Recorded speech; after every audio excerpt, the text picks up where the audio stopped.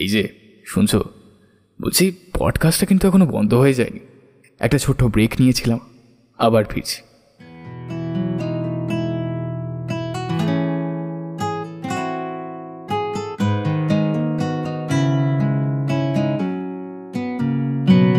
Hey, hello and welcome.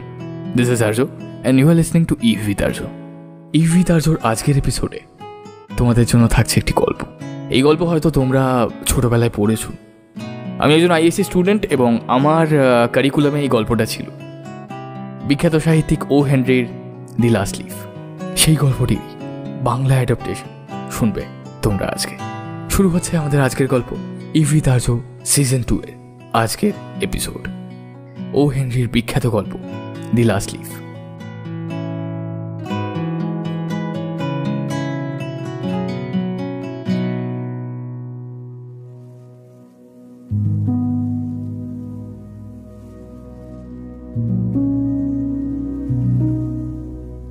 Washington square শহরের পশ্চিমে একটা ছোট্ট জেলা। সেখানকার রাস্তাগুলো এঁকে বেঁকে নিজের ইচ্ছায় এগিয়ে গেছে এবং নিজেদের ভেঙে চুড়ে ছোট ছোট গলি তৈরি করেছে। এই ছোট ছোট টুকরোগুলোকে বলা হয় প্লেস। এই প্লেসগুলোর আনাজ কানাচেই অদ্ভুত সব কোণ এবং বাঁক দেখা যায়। আবার কোনো কোনো সময় এমনও দেখা যায় যে রাস্তাগুলো নিজেদেরই একবার বা দুবার অতিক্রম করছে। একজন চিত্রশিল্পী একবার এই রাস্তাগুলোর সম্বন্ধে কিছু মূল্যবান সম্ভাবনা আবিষ্কার করে বসলেন। ধরুন, একজন শিল্পী কিছু আঁকার সাজ সরঞ্জাম কিনেছেন, কিন্তু টাকা পেমেন্ট করেন। এবার সেই টাকা আদায়কারী ব্যক্তি রং, কাগজ এবং ক্যানভাসের জন্য হওয়া বিল সাথে করে নিয়ে এই পথ ধরে যাচ্ছে টাকা আদায়ের উদ্দেশ্যে। কিন্তু হঠাৎ করে সে দেখল হাঁটতে হাঁটতে সে আগের জায়গাতেই ফিরে এসেছে এবং এদিকে তার পকেটে একটা পয়সাও ঢোকেনি। শহরের এই অংশটিকে গ্রিনউইচ গ্রাম বলা হয়। ঘুরতে ঘুরতে এই পুরনো গ্রিনউইচ ভিলেজে চিত্রশিল্পীরা সাধারণত খুব তাড়াতাড়ি এসে পৌঁছয়। এখানে তারা খুব সহজেই খুঁজে বের করে উত্তর দিকে জালনা সহ 18 শতকের পুরনো গ্যাবেল বাড়ি এবং কম ভাড়ার একটা ডাচ চিলেকোঠা। এরপর তারা 6 নম্বর এভিনিউ থেকে রান্না করার জন্য উনুন সমেত দু একটা পাত্র এবং কিছু পিউটার মাগ নিয়ে এসে এখানে আস্তে আস্তে কলোনি গড়ে তোলে। এখানেরই 3 তলা একটা বিল্ডিংয়ের ওপরের ফ্লোরে সু এবং জনসি নিজেদের স্টুডিও শুরু করল। এদের একজন মেন থেকে এসেছে আর অন্যজন ক্যালিফোর্নিয়া থেকে। এই স্ট্রিটে টেবিল ডি হটে রেস্তোরাঁয় তাদের প্রথম দেখা। তারপর তারা দেখল পছন্দের ছবি থেকে শুরু করে জামা কাপড়, এমনকি পছন্দের স্যালাডটিও একেবারেই দুজনের এক। অগত্যা দুজনেরই একসাথে স্টুডিও খুলে ফেলাটাই ছিল নিয়তি।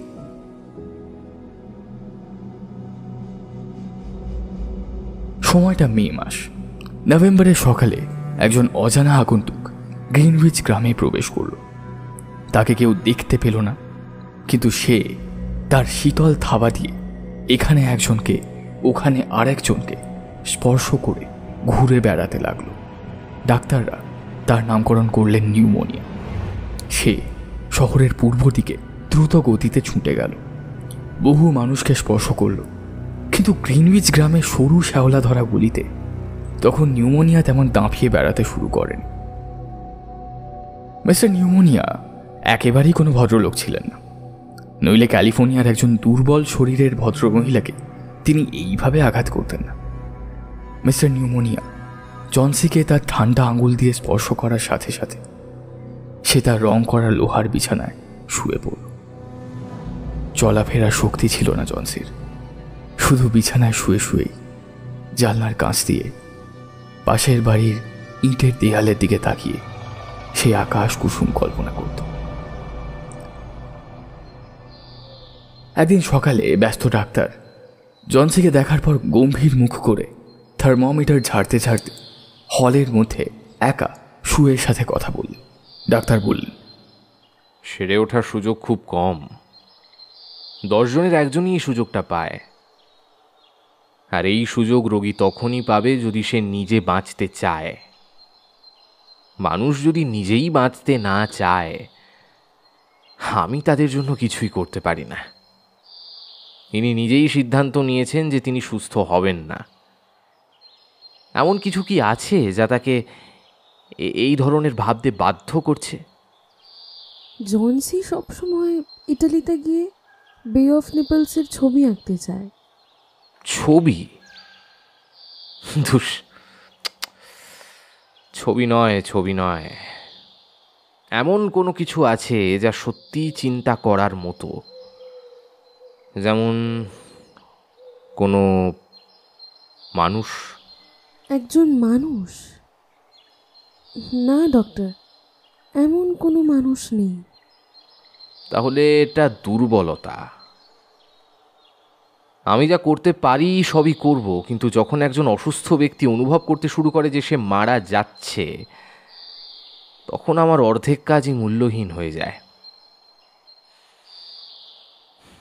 এক কাজ করুন, তার সাথে নতুন শীতের পোশাক সম্পর্কে কথা বলুন। যদি তার আগ্রহ দেখতে পান, তার বাঁচার সুযোগ অনেকটা বেড়ে যাবে। আমি আপনাকে কথা দিচ্ছি, 10-1 পরিবর্তে তার বাঁচার সম্ভাবনা 10-5 হয়ে যাবে। ডাক্তার চলে যাওয়ার পর সু কান্নায় ভেঙে পড়ল। কিছুক্ষণ পর সে এগোলো ওয়ার্করুমের দিকে। সে শান্ত হয়ে একটা ড্রয়িং বোর্ড নিয়ে সিটি দিতে দিতে জনসির ঘরে গেল, কিন্তু জনসির মধ্যে কোনো পরিবর্তন নেই। জনসি কাঁথার ভিতরে একটু নড়াচড়া করে আবার জানলার দিকে এক দৃষ্টে তাকিয়ে রইল। জনসি ঘুমাচ্ছে ভেবে সু তার সিটি থামিয়ে পেন এবং পেপার নিয়ে ম্যাগাজিনের জন্য ইলাস্ট্রেশন আঁকতে আরম্ভ করল। এই নতুন আঁকিয়েদের জীবনটা খানিকটা নবীন কলমচিদের মতো। নতুন লেখকরা যেমন নাম পেতে ম্যাগাজিনের জন্য লেখা দিতে থাকে, সেই রকমই একজন চিত্রশিল্পীও ম্যাগাজিনের গল্পের জন্য অলঙ্করণ করতে ভিড় জমায়। জনসি চোখ বড় বড় করে এক দৃষ্টে জানলার বাইরের দিকে তাকিয়েছিল এবং গুনছিল 12, 11, 10, 9, 8, 7। সু শুনতে পেয়ে অবাক হয়ে জানলা দিয়ে বাইরে তাকালো। এখানে গুনার মতো কি আছে? একটা শুকনো বিষণ্ণ উঠোন এবং 20 ফুট দূরে একটা পাকা বাড়ির শূন্য অংশ। জানলার বাইরে আর তেমন কিছুই নেই। একটা পুরনো ক্ষয়ে যাওয়া শিকড়যুক্ত বয়স্ক আইভি লতা ইটের দেয়ালের অর্ধেকটা জুড়ে বেড়ে উঠেছে। সেই পরিত্যক্ত দেওয়ালে আইভি লতার পাতাগুলো ততক্ষণ গাছের ডগা ছিল যতক্ষণ না হেমন্তের ঠান্ডা নিঃশ্বাস এক ঝটকায় তাকে কঙ্কাল সার করে তুলছিল। কি বলছিস? 6। এগুলো এখন দ্রুত পড়ে যাচ্ছে। দিন তিনেক আগেও প্রায় 100টা ছিল। গুনতে গুনতে আমার মাথা ধরে যাচ্ছিল প্রায়।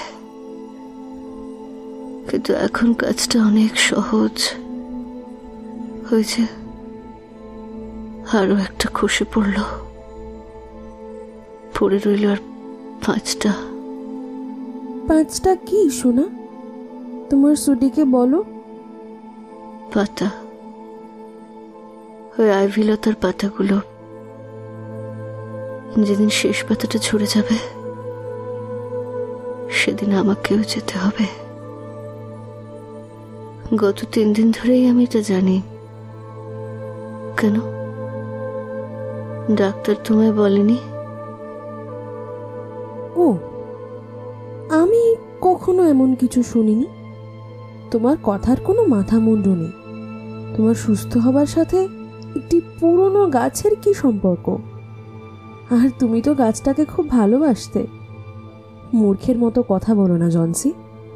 ডক্টর আজই সকালে আমাকে বলেছে তুমি খুব তাড়াতাড়ি সুস্থ হয়ে উঠবে। এখন একটু খাওয়ার চেষ্টা করো, তারপর আমি কাজে বসবো একটু, যাতে আমি আমার ছবি বিক্রি করতে পারি এবং তোমাকে তাড়াতাড়ি সুস্থ করে তোলার জন্য আরো অনেক কিছু কেনাকাটি করতে পারি। তোমায় আমার জন্য কিছু কিনতে হবে না। জনসি এখনো জানলার দিকে তাকিয়ে রইল। ওই দেখো, আরো একটা পাতা ঝরে গেল। আমি এখন আর কিচ্ছু খেতে চাই না, আর 4টে পাতা অবশিষ্ট আছে। রাতের আগে শেষটা দেখতে চাই, তারপর আমিও যাব। জনসি, তুমি কি দয়া করে চোখটা বন্ধ করবে এবার? আর প্লিজ জানলার দিকে তাকিয়ে থেকো না। আমার ছবি আঁকার জন্য বাইরের আলোটা প্রয়োজন, নইলে আমি নিজেই জানলাটা বন্ধ করে দিতাম। তুমি কি অন্য ঘরে কাজ করতে পারো না? জনসি ঠান্ডা গলায় জিজ্ঞেস করল। এখন আমি তোমার কাছেই থাকতে চাই। আমি চলে গেলেই তো ওই পাতাগুলোর দিকে তাকিয়ে থাকবে। তোমার আঁকা হয়ে গেলে আমায় জানিও। আমি শেষ পাতাটির ঝরে যাওয়া দেখতে চাই। আমি যথেষ্ট অপেক্ষা করেছি, যথেষ্ট চিন্তা করেছি। আমি ক্লান্ত। এবার আমি হারিয়ে যেতে চাই, পালতোলা জাহাজের মতো, ঝরে পড়া পাতাদের মতো। আমি হারিয়ে যেতে চাই। একটু ঘুমানোর চেষ্টা করো জনসি। বেরম্যানকে এখানে একবার ডাকতে হবে। একটা বৃদ্ধ মানুষের ছবি আঁকার জন্য আমার ওকেই মডেল হিসেবে চাই। আমি যাব আর আসব, আর আমার ফিরে না আসা পর্যন্ত নড়াচড়া করার চেষ্টাও করবে না। বৃদ্ধ বেরম্যান ছিল একজন আর্টিস্ট, যে জনসিদের ভাড়া বাড়ির একতলায় থাকত। বয়স 60-এর কাছাকাছি। চিত্রশিল্পী হিসেবে তার সাফল্য বলতে তেমন কিছু ছিল না। আজ 40 বছর ধরে ব্রাশ ঘষে সান্টাক্লজের মতো এক মুখ দাঁড়িয়ে নিয়ে সে শুধু ছবি এঁকেই গেল, কিন্তু কোনোদিন নাম পেল না। সারা জীবন সে শুধু বলে গেল,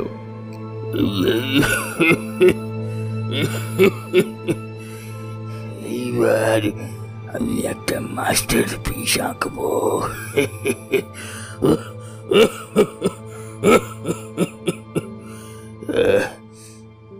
কিন্তু হাসির কথা হলো, সেই মাস্টারপিস আজ অবধি শুরু হলো না।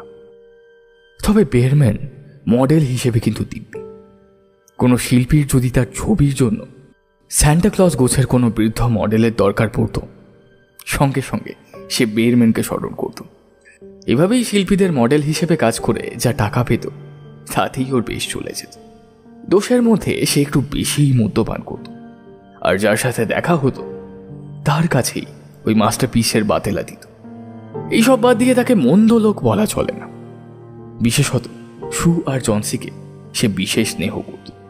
মনে করত ওদের ন্যূনতম দরকারেও পাশে দাঁড়ানো তার কর্তব্য। সু বেরম্যানকে খুঁজে পেল তার ডার্ক রুমে। অন্ধকার ঘরটা ভরে আছে মিঠে চড়া গন্ধে। সু বুঝল বেরম্যান মদ্যপান চালিয়ে যাচ্ছে। বেরম্যানকে দেখতে পেয়ে সু তাকে জনসি এবং তার এই শেষ পাতা সংক্রান্ত প্রলাপের কথা জানাল।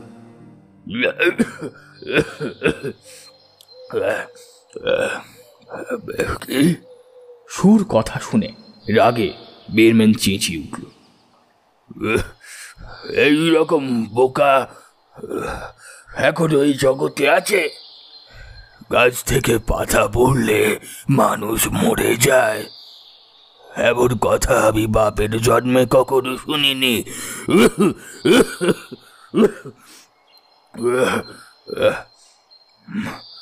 না না সু, আমি আমি এখন তোমার মডেল সেজে বসতে পারবো না।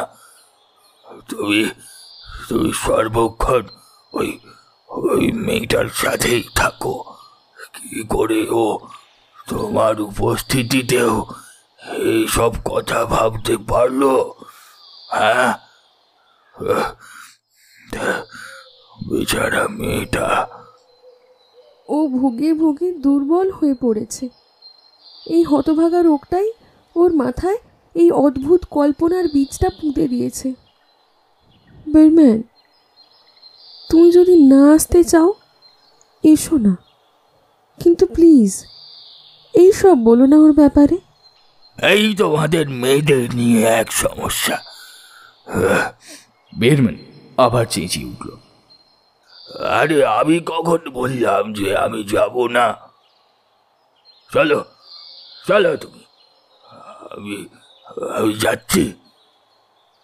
আমি তো তোমাকে বিগত আধ ঘন্টা ধরে এটাই বোঝাতে চাইছি যে আমি আমি যাব। এই জায়গাতে এত বিধি খিচির জায়গা, বুঝলে? একবার আমি আমার মাস্টার পিসটা এঁকে শেষ করি। ওটা ওটা অনেক অনেক টাকায় বেচবো আমি। তারপর তারপর এই এই জায়গাটা আমরা এই জঘন্য জায়গাটা ছেড়ে চলে যাব। বেচারি জনসির জন্য যতদিন এই বাজে জায়গাটায় থাকবে ততদিন ভুগবে। এখান থেকে কোনো মনোরম জায়গায় চলে গেলে দেখবে ও আর ভুগবে না।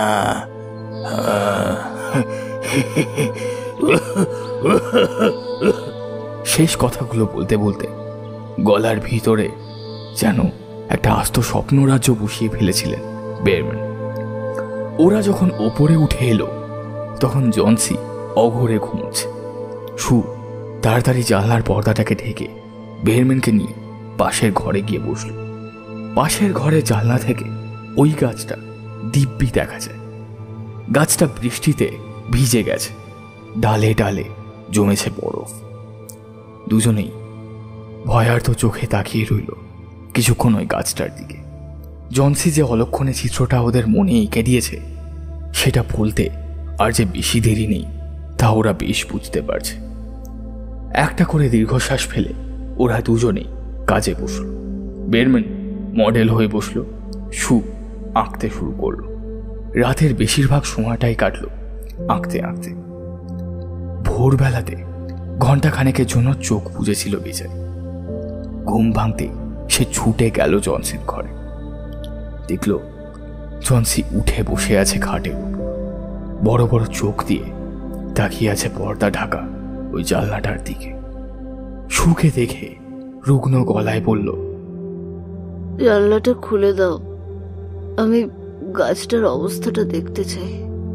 সু নিরুপায় হয়ে পর্দাটা সরিয়ে দিল। গতকাল সারা রাত জুড়ে তাণ্ডব চালিয়েছে ভারী বৃষ্টি এবং সনসনে হাওয়া। একটিবারের জন্য থামেনি, কিন্তু তবুও একটা গাঢ় সবুজ পাতা মুখ বাড়িয়ে নিজের অস্তিত্বের জানান দিচ্ছে। গাছের শেষ পাতাটা এখনো গাঢ় সবুজ, যদিও ধারগুলো হলুদ হয়ে এসেছে। পাতাটা প্রায় মাটি থেকে 20 ফুট উচ্চতায় একটি ডাল থেকে ঝুলছিল। এটাই শেষ পাতাটা। আমি ভাবছিলাম কাল রাতেই বোধহয় ঝরে যাবে এটা। আবার দাপটের শব্দও আমি পেয়েছি।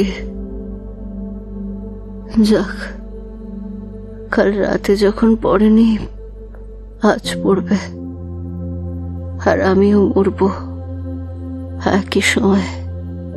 জনসি, শোনা মেয়ে আমার, তুমি নিজের কথা না ভাবো, আমার কথাটা অন্তত ভাবো। আমি কি করব? জনসি উত্তর দিল না। পৃথিবীর সবচাইতে নিঃসঙ্গ জিনিস হল এমন একটা প্রাণ যে তার জীবন পরবর্তী যাত্রার জন্য প্রস্তুতি নিচ্ছে। যে কটা সম্পর্কের সুতো তাকে জড়িয়ে রেখেছিল জীবনের সাথে, সেগুলো ছিঁড়ে যাচ্ছে একটা একটা করে। দিনটা ধীরে ধীরে কেটে গেল, আঁধার নামতে শুরু করল। তবুও ওই পাতাটা তখনও সগৌরবে নিজের অস্তিত্ব বুঝিয়ে চলেছে ওই দেওয়ালের পাশের ডালটা থেকে। অবশেষে রাত নামল, আবার কনকনে উত্তুরে হাওয়া বইতে শুরু করল, ঝমঝমিয়ে বৃষ্টি নামল। পরের দিন ভোরে যখন আলো ফুটল, জনসি আবারও সুখে আদেশ করল জানলার পর্দা সরিয়ে দিতে। পাতাটা তখনও ডালে। জনসি অনেকক্ষণ শুয়ে রইল ওই পাতাটার দিকে চেয়ে। তারপর ও সুকে ডাকল। সু তখন জনসির জন্য রান্না করছিল। আমি খুব খারাপ হয়ে গিয়েছিলাম, তাই না সু? ভগবান ওই পাতাটাকে গাছে রেখে দিয়েছেন আমাকে বোঝানোর জন্য যে আমি কতটা খারাপ হয়ে গিয়েছিলাম। মরার ইচ্ছে রাখা খুব খারাপ, খুব। আমাকে কিছু খাবার দাও, আজ থেকে কিছু মুখে তোলার চেষ্টা করব। তার আগে বরং আমাকে একটা আয়না দাও, কতদিন নিজের দিকে নিজেই দেখাইনি। তারপর একটু নিজে নিজে বসার চেষ্টা করি, তোমাকে রান্না করতে দেখি। প্রায় ঘন্টাখানেক পর আবার নিজেই বলল, জানো সু, আমার খুব ইচ্ছে একদিন বে অব নেপলসের ছবি আঁকবো। দুপুরবেলা আবার ডাক্তার এলেন। সু জনসির ঘরের বাইরে এলো ওনার সাথে কথা বলার জন্য। সুয়ের রোগা কাঁপা কাঁপা হাত নিজের হাতে নিয়ে তিনি বললেন, এখন সুস্থ হয়ে ওঠার সম্ভাবনা অনেকটাই, শুধু ভালো করে খেয়াল রাখুন। আমি বরং যাই, এই বাড়িতেই আবার একজন রোগ পাকিয়ে বসে আছেন। তার নাম মাইক বেরম্যান। সেও আপনাদের মতো একজন পেইন্টার। আমার মনে হয় তারও নিউমোনিয়াই হয়েছে। মাইকের যথেষ্ট বয়স হয়েছে, শরীরও ভেঙে পড়েছে। স্বাভাবিকভাবেই এই রোগে তার বাঁচার আশা নেই। তবে আজই ওনাকে আমরা হাসপাতালে নিয়ে যাব, দেখি যদি কিছু সুরাহা করতে পারি। পরের দিন ডাক্তার এসে সুকে বললেন, এখন উনি সম্পূর্ণ বিপদমুক্ত। আপনি সত্যি করে দেখিয়েছেন। এখন শুধু একটু যত্ন আত্মে আর পুষ্টিকর খাবার, এটুকুই চাই। দুপুরবেলা সু এসে জনসির বিছানার পাশে বসল। জনসির কাঁধে হাত রেখে বলল, তোমাকে কিছু বলার আছে আমার। বেরম্যান মারা গেছেন আজ সকালে। ওনারও নিউমোনিয়া হয়েছিল, হাসপাতালে ভর্তি করা হয়েছিল, কিন্তু ডাক্তারেরা 2 দিনের বেশি বাঁচিয়ে রাখতে পারলেন না। প্রথম দিন ভোরে একজন ওকে ওর ঘরে যন্ত্রণায় কাতরাতে দেখে ডাক্তারকে খবর দেয়। ওর জুতো জামা কাপড় সব ভিজে সপ সপ করছিল, ঠান্ডা হয়ে গেছিল বরফের মতো। কেউই বুঝতে পারছিল না যে লোকটা আদতে গেছিল কোথায়। অমন ভয়ঙ্কর ঝড় বৃষ্টির রাতে কেই বা বেরোয় কম্বলের আরাম ছেড়ে। তারপর তারা কিছু জিনিস খুঁজে পেল, একটা আলো যেটা নিয়ে সে বাইরে গেছিল, আর কিছু আঁকার সরঞ্জাম যার মধ্যে রঙও ছিল, সবুজ, নীল, হলুদ আর ওই দেখো জনসি, ওই যে গাছের শেষ পাতাটা। তোমার মনে প্রশ্ন জাগেনি যে ওটা কেন এখনো ঝরে পড়েনি এত ঝড়ঝঞ্ঝার পরেও? জনসি, ওটাই বেরম্যানের সেই মাস্টারপিস যেটা ও এঁকেছিল সেই শেষ পাতা ঝরে পড়ার রাতে।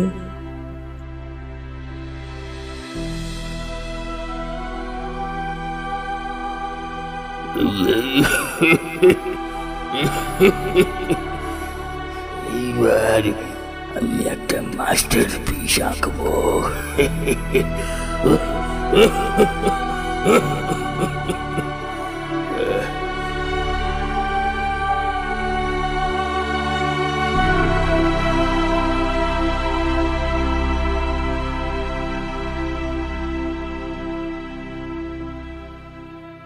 শুনছিলেন ইভি তারজোর সিজন 2 এর আজকের এপিসোড ও হেনরির বিখ্যাত গল্প দি লাস্ট লিফ।